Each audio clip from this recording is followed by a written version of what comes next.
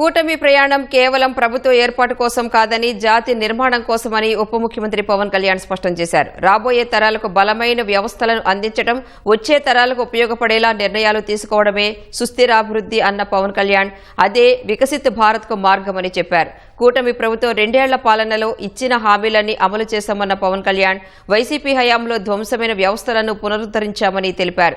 పల్లెల ముఖ చిత్రాన్ని మార్చేందుకు గ్రామీణాభివృద్ధి శాఖ మంత్రిగా అనేక కీలక నిర్ణయాలు తీసుకున్నానన్న ఆయన గ్రామాలు అభివృద్ధి చెందితేనే దేశం అభివృద్ధి చెందుతుందని చెప్పారు. గత 2 ఏళ్లలో గ్రామాల అభివృద్ధికి తీసుకున్న చర్యలను ఉప ముఖ్యమంత్రి వివరించారు. అదే సమయంలో తెలుగు రాష్ట్రాలు మరింత బలపడాలంటే ఓ రాష్ట్రం కులతత్వం నుంచి మరో రాష్ట్రం ప్రాంతీయతత్వం నుంచి బయటపడాలని పిలుపునిచ్చారు.